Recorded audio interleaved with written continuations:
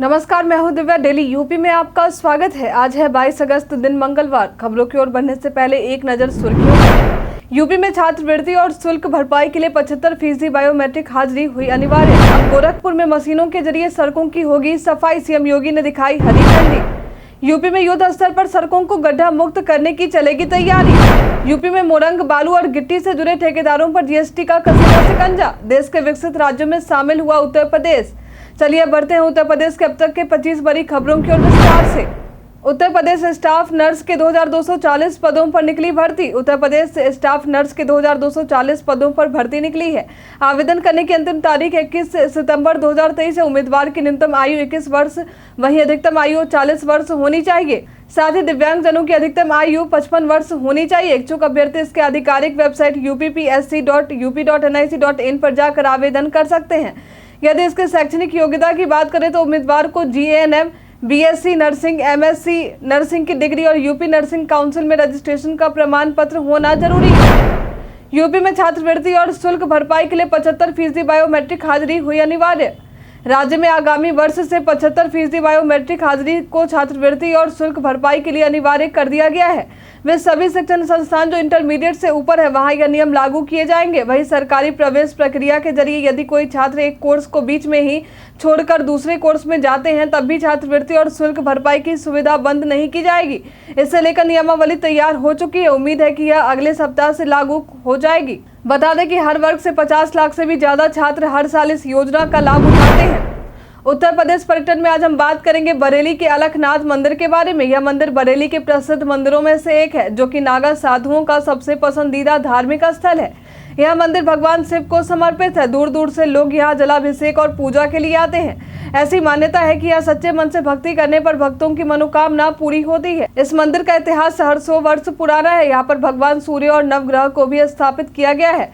साथ ही आपको 51 फीट ऊंची हनुमान जी की मूर्ति भी देखने को मिलेगी जो धार्मिक स्थल पर आए पर्यटकों के लिए खास आकर्षण का केंद्र बनती है।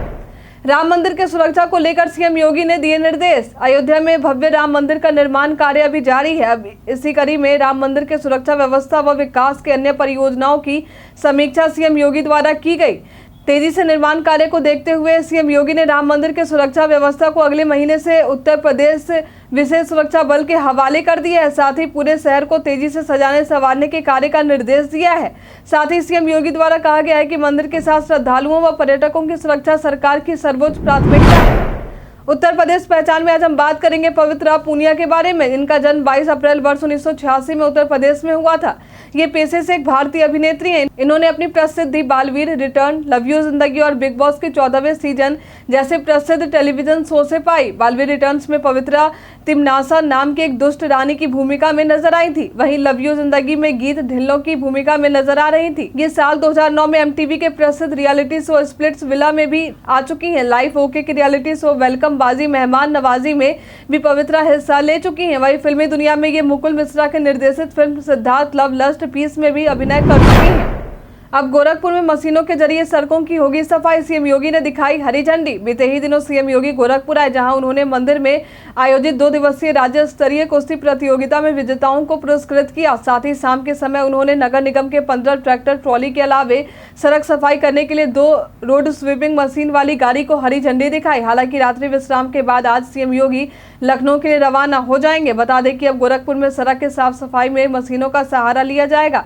इन साफ सफाई करने वाले मशीन से 1 घंटे में लगभग 1 किलोमीटर तक की सफाई हो सकती है। मिली जानकारी के अनुसार यातायात तिराहे के आसपास सिविल लाइंस, प्रथम और द्वितीय गणेश चौराहा से एयरपोर्ट तक व ट्रांसपोर्ट नगर से रेलवे स्टेशन तक साफ सफाई इन मशीनों के जरिए की जाएगी। मथुरा के जाने माने मूर्तिकार के ईशान आचार्य द्वारा बनाए गए श्री कृष्ण सिंहासन को भेजा जाएगा अमेरिका। ईशान आचार्य जो कि तीर्थ नगरी मथुरा में वृंदावन के जाने माने मूर्तिकार हैं, उन्होंने विशाल फाइबर से एक बड़ा ही सुंदर सिंहासन तैयार किया है। अमेरिका के कैलिफोर्निया में स्थित इस्कॉन मंदिर में कृष्ण जन्माष्टमी के दिन राधा कृष्ण को स्थापित इस पर किया जाएगा। सूरत से समुद्र के रास्ते यह सिंहासन अमेरिका जाएगा। जीवंत मूर्ति और चित्रकला के मामले में ईशान आचार्य की पहचान केवल देश ही नहीं विदेशों में भी है। इन्होंने यह सिंहासन 4 महीने की कड़ी मेहनत से 12 फीट चौड़ा और 20 फुट लंबा बनाया है। दिवाली को लेकर अभी से ही चल रही ट्रेनों में लंबी वेटिंग लिस्ट। अक्सर त्योहारों में रेलवे में भीड़ बढ़ जाती है, क्योंकि लोग कुछ खास त्योहारों में अपने घर को जाते हैं। लोगों को अधिक परेशानी ना हो, इसके लिए रेलवे स्पेशल ट्रेनों का संचालन भी करती है। अभी हाल में ही दिवाली आने वाली है, एक ऐसा त्योहार जहां अधिकतर लोग अपने घर को लौटते हैं। हालांकि दिवाली आने में अभी एक लंबा वक्त बाकी है, बावजूद इसके ट्रेनों में सीटें अभी से ही फुल होने लगी है। मिली जानकारी के अनुसार 5 से 15 नवंबर तक योग नगरी, ऋषिकेश एक्सप्रेस, बाघ एक्सप्रेस, अयोध्या एक्सप्रेस, हिमगिरी और जम्मू तवी एक्सप्रेस में अभी से ही वेटिंग आनी शुरू हो चुकी है। वहीं यूपी के बरेली की बात करें तो यहाँ आम दिनों में ट्रेन से यात्रा करने वाले यात्रियों की संख्या 35,000 होती है, लेकिन त्योहारों के सीजन में यही संख्या दोगुनी हो जाती है, जबकि यहाँ से बहुत कम ट्रेन ही ऐसे हैं जो लंबी दूरी तय करते हैं। रिंकू सिंह के जबरदस्त बल्लेबाजी से अलीगढ़ में जश्न का माहौल। इंडियन टीम से बेहतरीन बल्लेबाज रिंकू सिंह ने आयरलैंड के खिलाफ जबरदस्त मैच बल्लेबाजी की। T20 के दूसरे मैच में रिंकू सिंह ने 21 गेंदों में 38 रनों की पारी खेली। इसे लेकर अब अलीगढ़ में हर तरफ खुशी का माहौल बना हुआ है। उनके समर्थकों और परिवार वालों की खुशी का ठिकाना नहीं है। वहीं अलीगढ़ के एक क्रिकेट स्कूल में भारत के लिए जबरदस्त बल्लेबाज करने वाले रिंकू सिंह के लिए जश्न मनाया गया, जहां खुशी में लड्डू भी बांटे गए। वहीं उनकी मां बीना देवी ने इस मौके पर कहा कि भगवान भोलेनाथ से प्रार्थना की थी कि उनका बेटा देश के लिए अच्छा खेले। भगवान ने उनकी प्रार्थना सुनी। रामलला के दर्शन के लिए अयोध्या आए रजनीकांत ने कही ये बात। अयोध्या में बन रहे राम मंदिर को देखने आए सुपरस्टार रजनीकांत भाव विभोर होते हुए नजर आए। इस दौरान उन्होंने कहा कि मैं सौभाग्यशाली हूँ, अयोध्या आने की इच्छा पूरी हुई। मंदिर बनने के बाद रामलला ने चाहा तो यहाँ फिर आऊंगा।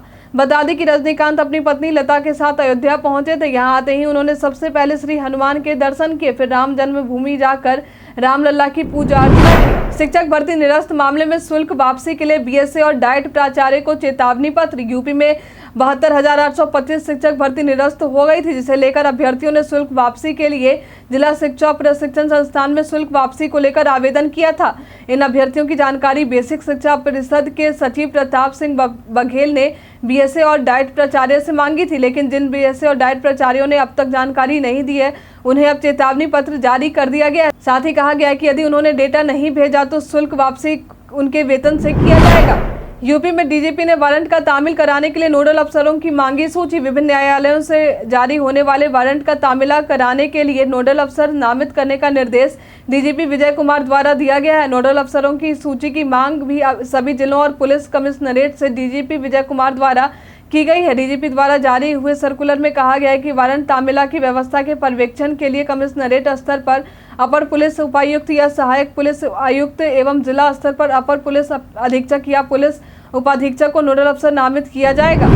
महिलाओं को रोजगार के अवसर उपलब्ध करवाने हेतु यूपी के इन शहरों में खुलेंगे दीदी कैफे। यूपी में दीदी कैफे खोले जाने की तैयारी की जा रही, जहां पहले चरण में 17 नगर निगम में लखनऊ, कानपुर, गाजियाबाद, आगरा, बरेली, मेरठ, मुरादाबाद, सहारनपुर, प्रयागराज, वाराणसी, झांसी, फिरोजाबाद, शाहजहांपुर व मथुरा वृंदावन शहरों में कैफे खोले जाएंगे। उपयुक्त स्थल के चयन किए जाने की प्रक्रिया भी अलीगढ़ में प्रशासन द्वारा शुरू की जा चुकी है। बता दें कि दीदी कैफे खोले जाने के संबंध में प्रमुख सचिव नगरीय रोजगार एवं गरीबी उन्मूलन अमृत अभिजात की तरफ से निर्देशित किए गए थे। शहरी गरीब सहायता समूहों से जुड़ी महिलाओं को रोजगार के अवसर उपलब्ध करवाना है इस कैफे का मकसद होगा। साथ ही आम लोग भी उचित मूल्य पर साफ सुथरे भोजन का आनंद ले पाएंगे।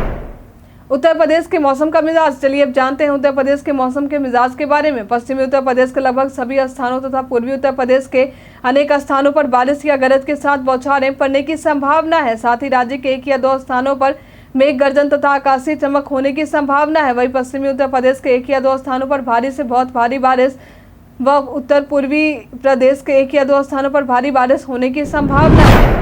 यूपी में युद्ध स्तर पर सड़कों को गड्ढा मुक्त करने की चलेगी तैयारी। अभी हाल में ही मुख्यालय स्थित कमांड सेंटर में लोक निर्माण विभाग के मंत्री जितिन प्रसाद ने विभागीय अधिकारियों के साथ बैठक की। इस दौरान उन्होंने निर्देश देते हुए कहा कि गड्ढा मुक्ति अभियान की एडवांस प्लानिंग कर ली जाए। बारिश समाप्त होते ही युद्ध स्तर पर सड़कों की गड्ढा मुक्ति और विशेष मरम्मत का काम शुरू कर दिया जाए। वहीं विभागाध्यक्ष ए.के. जैन के अनुमान के अनुसार गड्ढा मुक्ति और विशेष मरम्मत के काम पर करीब 1500 करोड़ रुपए खर्च हो सकते हैं। यूपी के हर नगर निगम में बनेंगे एक शवदाहगृह। गोवंश संरक्षण को लेकर सीएम योगी का बयान सामने आया है। उन्होंने कहा है कि निराश्रित गोवंश संरक्षण का कार्य बिना समाज के सहयोग के कभी पूरा नहीं हो सकता है। निराश्रित गोवंश के संरक्षण में भी आमजन को सहयोग के लिए आमंत्रित किया जाना चाहिए। उन्होंने निर्देश दिए हैं कि एक भी गोवंश निराश्रित नहीं होने चाहिए। सबके आश्रय भरण पोषण का प्रबंध होना चाहिए। साथ ही सीएम योगी द्वारा यह भी सुनिश्चित किया गया है कि हर निगम में एक इलेक्ट्रिक शवदाहगृह बनेंगे। यूपी में मोरंग बालू और गिट्टी से जुड़े ठेकेदारों पर जीएसटी का कसेगा शिकंजा। जीएसटी का शिकंजा मोरंग बालू और गिट्टी से जुड़े ठेकेदारों पर कसने की तैयारी की जा रही। यदि ऐसा होता है तो इन कारोबारियों का टर्नओवर भी जांचा जा सकेगा, साथ ही इनके जीएसटी जमा करने की स्थिति भी की जानकारी मिल सकेगी। मिली जानकारी के अनुसार यूपी में जीएसटी से मिलने वाली राशि खनन मद में कम है। वहीं आयुक्त राज्य कर मिनिस्ट्री एस द्वारा इस संबंध में निर्देश भी जारी किए गए हैं। निर्देश पेश हुए उन्होंने कहा है कि ऐसे लोगों की रिपोर्ट तैयार करते हुए 100% जीएसटी की वसूली की जाए। साथ ही सचल दल इकाई विशेष अनुसंधान शाखा के साथ ही जोनल अधिकारियों को निर्देश देते हुए कहा गया है कि वे खनिज पदार्थों व खनन संबंधी सेवाओं में हो रही कर चोरी रोकने के लिए ठोस कदम उठाएं। यूपी के बिजली उपभोक्ताओं को मिली बड़ी राहत। यूपी के बिजली उपभोक्ताओं के लिए एक बड़ी खबर सामने आई है। दरअसल बिल जमा करने के लिए उपभोक्ताओं से मीटर का वीडियो मंगाने का गैर कानूनी आदेश मध्यांचल विद्युत वितरण निगम में लेसा के बिलिंग काउंटरों पर समाप्त कर दिया गया है। अब ट्रस्ट बिलिंग की व्यवस्था जो विद्युत वितरण संहिता और नियामक आयोग द्वारा बनाई गई थी उसे ही लागू रखा जाएगा। साथ ही उपभोक्ता काउंटरों पर बिजली का बिल स्वयं द्वारा लिए गए मीटर रीडिंग के आधार पर भर पाएंगे। कानपुर में आईपीएल के तर्ज पर आयोजित हो रहे T20 लीग में बच्चों को मिलेगा निःशुल्क प्रवेश। उत्तर प्रदेश में पहली बार आईपीएल के तर्ज पर यूपी T20 लीग आयोजित होने जा रहा है। यह मैच कानपुर के ग्रीन पार्क स्टेडियम में आयोजित हो रहा, जहां डे नाइट मैच में स्कूली बच्चों को निःशुल्क प्रवेश दिया जाएगा। वहीं अन्य दर्शकों के लिए 100 रुपए टिकट के लिए लगेंगे। मालूम हो कि ग्रीन पार्क में UP league Uttar Pradesh cricket association 30 अगस्त से 15 सितंबर तक कर रहा। मालूम हो कि ग्रीन पार्क में UP league Uttar Pradesh cricket association 30 अगस्त से 15 सितंबर तक करा रहा। अब तक 6 टीमों की नीलामी लीग के लिए हो चुकी है। कुल 33 मैच इस ग्रीन पार्क में होने हैं। निःशुल्क प्रवेश पर बच्चों की भीड़ भी बढ़ सकती है। ऐसी स्थिति में बच्चों को आईडी कार्ड दिखाकर ही ग्राउंड में प्रवेश मिल सकेगा। साथ ही 25 अगस्त के बाद से टिकट की बिक्री ऑनलाइन ऑफलाइन दोनों तरीके से की जाएगी। यूपी के पूर्व सीएम कल्याण सिंह के पुण्यतिथि पर अमित शाह ने राम मंदिर का किया जिक्र। बीते ही दिनों अलीगढ़ में उत्तर प्रदेश के पूर्व मुख्यमंत्री कल्याण सिंह की पुण्यतिथि के मौके पर हिंदू गौरव दिवस का आयोजन किया गया। इस दौरान केंद्रीय गृह मंत्री अमित शाह भी मौजूद रहे। आयोजन में अपने भाषण के दौरान अपने सरकार में हो रहे विकास को गिनवाया। साथ ही राम मंदिर की चर्चा करते हुए कहा कि कांग्रेस पार्टी आजादी के बाद से श्री राम जन्मभूमि के मसले को भटका रही थी, लेकिन प्रधानमंत्री मोदी ने श्री राम जन्मभूमि के मसले को कोर्ट द्वारा निर्णय आने के बाद बिना देरी के प्रभु श्री राम का भूमि पूजन किया। वहीं आगे उन्होंने कहा कि श्रद्धेय कल्याण सिंह के काम को प्रधानमंत्री नरेंद्र मोदी आगे बढ़ा रहे हैं। करोड़ों गरीबों के घर पानी बिजली की सुविधाएं पहुंचा रहे हैं। देश के विकसित राज्यों में शामिल हुआ उत्तर प्रदेश। बीते ही दिनों लखनऊ में मुख्यमंत्री सूक्ष्म उद्यमी बीमा योजना का शुभारंभ विश्व उद्यमिता दिवस के मौके पर किया गया। इस दौरान लोक भवन सभागार में दुर्घटना बीमा योजना का शुभारंभ भी सीएम योगी ने किया। साथ ही PLEDG पार्क योजना के अंतर्गत जनपद झांसी, हापुड़ व संभल में निजी औद्योगिक पार्कों के विकास के लिए विकासकर्ताओं को प्रथम किस्त का चेक भी विस्तृत किया। वहीं अपने सरकार और पिछले सरकार के कार्यकाल की तुलना करते हुए उन्होंने कहा कि बीते 6 साल में उत्तर प्रदेश एक बीमारू राज्य की छवि से बाहर आकर देश के विकसित राज्यों की लिस्ट में शामिल हुआ है। सबसे बड़ी आबादी होने के बाद भी आज से 6 साल पहले तक यह बीमारू प्रदेश श्रेणी में खड़ा था। वहीं आयोग की रिपोर्ट की चर्चा करते हुए उन्होंने कहा कि यूपी देश में सबसे ज्यादा निवेश वाला राज्य बन चुका है। इलाहाबाद के इस कॉलेज में पूरे 18 साल बाद निकली भर्ती। पूरे 18 साल बाद इलाहाबाद विश्वविद्यालय से जुड़े इलाहाबाद डिग्री कॉलेज में शिक्षकों की नियुक्ति की जा रही। इस दौरान असिस्टेंट प्रोफेसर के 132 पदों पर 24 विषयों में भर्ती होनी है। इसके लिए शिक्षक भर्ती के लिए इंटरव्यू का कार्यक्रम भी कॉलेज प्रशासन द्वारा जारी कर दिया गया है। मिली जानकारी के अनुसार भौतिक विज्ञान विभाग में शिक्षक भर्ती के लिए 23 और 24 अगस्त शिक्षक भर्ती के लिए इंटरव्यू आयोजित हो रहा है। कई कारणों से भारत के इतिहास में आज की तारीख। भारत के प्रथम गवर्नर जनरल वॉरेन हेस्टिंग का वर्ष 1818 में आज के ही दिन निधन हुआ था। वर्ष 1918 में आज के दिन ही भारत के पहले प्रवीण पायलट इंद्रलाल राय प्रथम विश्व युद्ध के दौरान लंदन में जर्मनी के साथ हवाई लड़ाई में मारे गए। वर्ष 2006 में यूनाइटेड किंगडम ने भारत में बच्चों और माताओं की मृत्यु दर को कम करने में मदद करने का वादा किया था। साथ ही सुझाई गई योजना में अनुमानित लागत 252 मिलियन पाउंड थी। इससे गरीबी के स्वास्थ्य सेवा में सुधार के लिए निर्देशित किया गया था। वर्ष 2009 में 21वीं सदी का सबसे लंबा पूर्ण सूर्य ग्रहण भारत में दिखाई दिया। मेरठ में गीता गोयल देश ही नहीं विदेशों में भी अपनी कला को लेकर कर रही नाम। उत्तर प्रदेश के मेरठ के पल्लवपुरम की रहने वाली गीता गोयल ने देश ही नहीं पूरे विश्व में अपनी प्रतिभा को जग जाहिर कर मेरठ को गौरवान्वित किया है। दरअसल गीता एक फ्लावर आर्टिस्ट है और ये फूल पत्तियों से कई प्रकार के सुंदर आकृतियों को उकेरने में माहिर है। ये अपनी कला से कई रिकॉर्ड अपने नाम दर्ज कर चुकी हैं। अब इसी कड़ी में अपने प्रतिभा के दम पर इन्होंने इंडिया बुक से लेकर लिम्का बुक तक में अपना नाम दर्ज करवाया है। यह मिरर से फ्लावर आर्टिस्ट के तौर पर पहचानी जाती हैं। खास बात यह है कि गीता वेस्ट मटेरियल से भी सुंदर आकृति बनाने में माहिर है। चाहे वो दवाइयों की शीशी हो, बोतल हो, टोकरी हो या अन्य कोई भी बेकार सामान, उस पर सुंदर सजावट कर और पेंटिंग करके गीता उसे इस्तेमाल करने लायक बना देती है। काम की बात में आज हम जानेंगे सड़क दुर्घटना से संबंधित लापरवाही के बारे में। अक्सर 4 पहिया वाहन से सफर के दौरान लापरवाही के कारण कई सड़क दुर्घटनाएं देखने को मिलती है, लेकिन यदि हम कुछ चीज़ों को भी ध्यान में रखें तो इस सड़क दुर्घटना से बचा जा सकता है। आज हम आपको ऐसे ही कुछ मानकों के बारे में बताएंगे जिसे ध्यान में रखना काफ़ी जरूरी होता है। इसमें सबसे पहला मानक है, जब भी टायर में हवा भरवाएं तो उस पर लिखे मानक के अनुसार ही हवा भरवाएं। साथ ही टायर को समय समय पर चेक करते रहना भी बहुत जरूरी होता है। यदि टायर बहुत पुराना हो चुका है तो उसे बदलवाने में तनिक भी देर ना करें। टायर के साथ ही इंजन का ख्याल रखना भी काफ़ी जरूरी होता है। समय समय पर इंजन को भी कार के रजिस्टर्ड सर्विस सेंटर या फिर किसी अच्छे मैकेनिक के पास जरूर ले जाएं। यदि आप इन चीज़ों का ध्यान रखते हैं तो सड़क दुर्घटनाएं होने की उम्मीद पहले से कम हो जाती है। आज के लिए फिलहाल इतना ही। अब हम प्रतिदिन आपसे 5 ऐसे जरूरी सवाल पूछेंगे और उसके जवाब बताएंगे जो कि स्टेट, पीसीएस, पुलिस, दरोगा समेत एसएससी जैसे अन्य प्रतियोगी परीक्षाओं में काम आएंगे। सवाल इतिहास, यूपी स्पेशल, विज्ञान, करंट अफेयर्स और भूगोल से रहेंगे। तो हमारा पहला सवाल है, हाल ही में जॉर्डन में आयोजित अंडर 20 महिला विश्व कुश्ती चैंपियनशिप में किसने गोल्ड मेडल जीता है? ऑप्शन ए है प्रिया मलिक, ऑप्शन बी है विनेश फोगाट, ऑप्शन सी है गीता फोगाट, ऑप्शन डी है इनमें से कोई नहीं। इसका सही उत्तर है प्रिया मलिक। हाल ही में जारी आईसीसी पुरुष T20 प्लेयर्स रैंकिंग 2023 में किसको शीर्ष स्थान मिला है? ऑप्शन ए है रोहित शर्मा, ऑप्शन बी है रिंकू सिंह, ऑप्शन सी है सूर्य कुमार यादव, ऑप्शन डी है विराट कोहली। इसका सही उत्तर है सूर्य कुमार यादव। हाल ही में किस राज्य सरकार ने कुशीना माने स्थापित करने की योजना की घोषणा की है? ऑप्शन ए है मणिपुर, ऑप्शन बी है असम, ऑप्शन सी है गोवा, ऑप्शन डी है कर्नाटक। इसका सही उत्तर है कर्नाटक। उत्तर प्रदेश को पूर्व में किस नाम से जाना जाता था? Option A Arya Pradesh, option B Awadh प्रांत, option C united provinces, option D उत्तरी प्रांत। इसका सही उत्तर है यूनाइटेड प्रोविनेंस।